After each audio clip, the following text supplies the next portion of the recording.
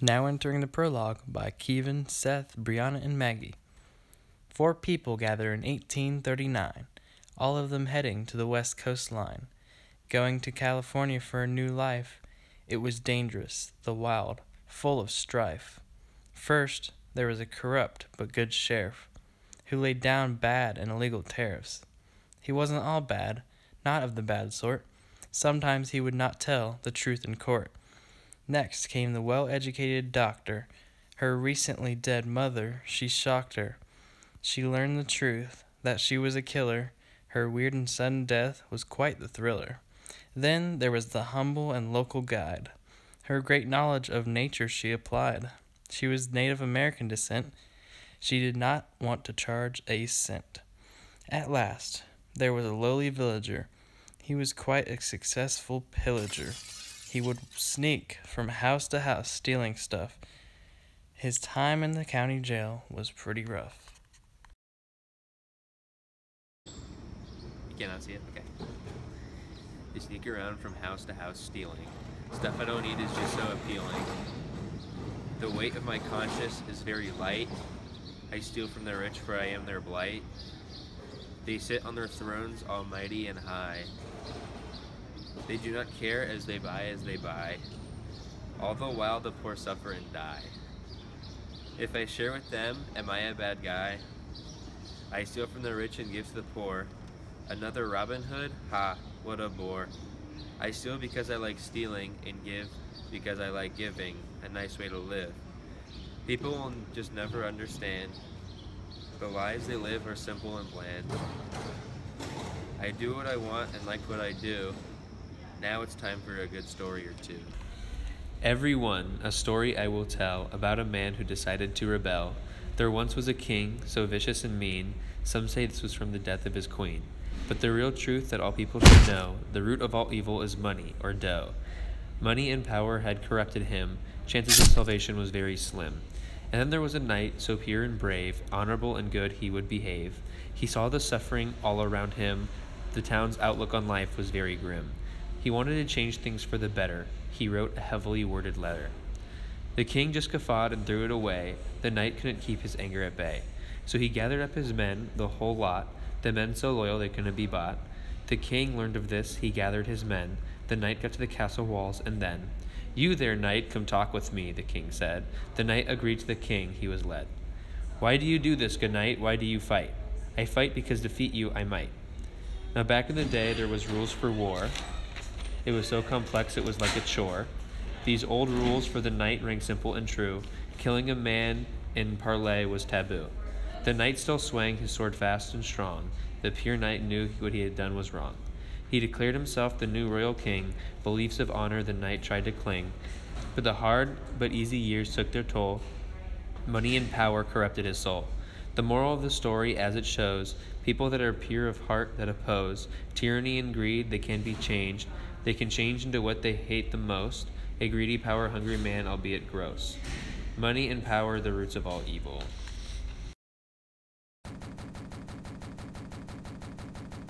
I am the sheriff, the protector of all. When the people see me, they will all bawl.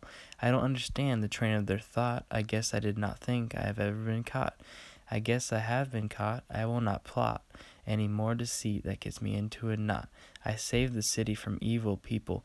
Ask for forgiveness up under the steeple. I will pray and I will hope that one day I can be the best sheriff there is. Slay. I ride my horse through the entire town. Everyone looks at me without a frown. Whenever a criminal is near me, he will always manage to run from me. Within me resides a special power.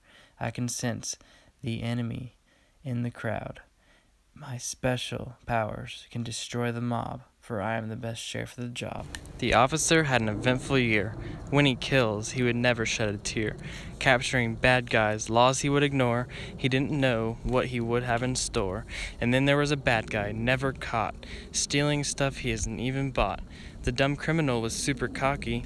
Little did he know, he just got caught. He was a very slick and sly criminal. He always was very subliminal.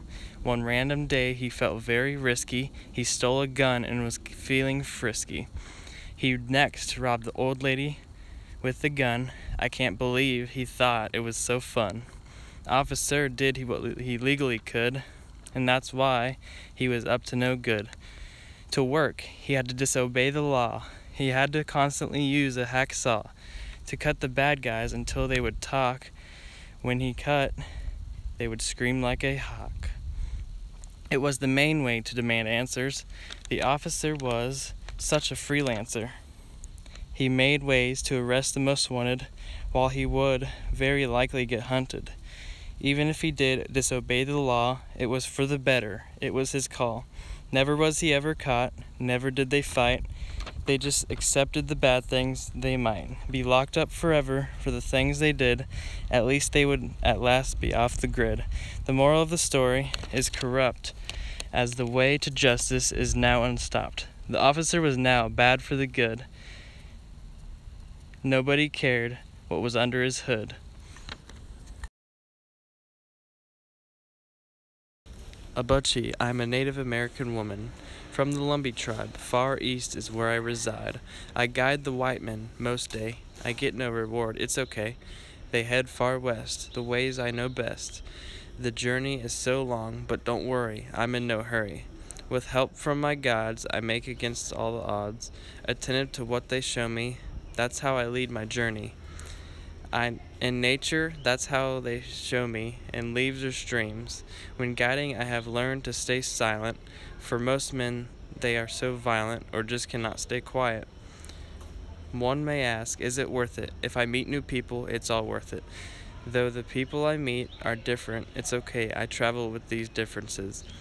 The food they make is magnificent. Each journey they show me new plates. This takes me outside of my own culture to explore white men's. Our customs are always shared, even though some can't bear. It's an inevitable thing to do, to not share the things you do.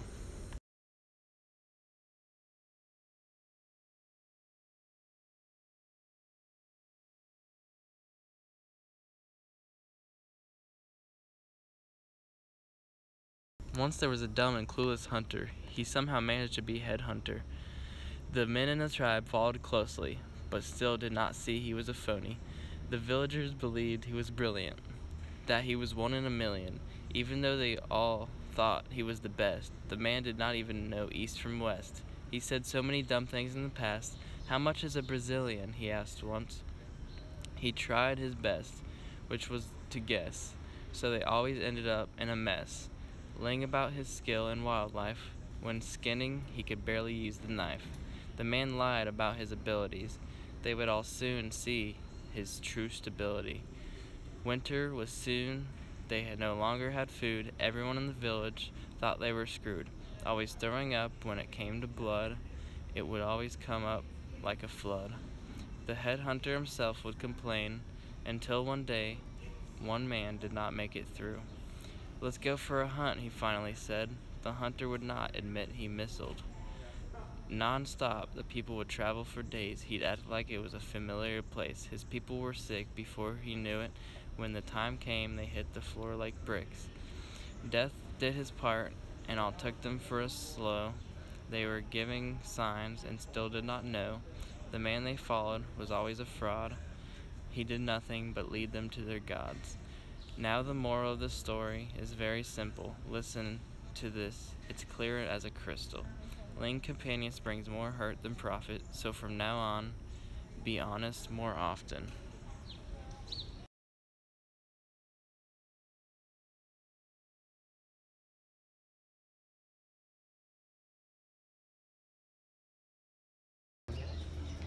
My name is Maggie and I am a doctor. My mom was annoying, so I shocked her. Yet healing sick people is what I do.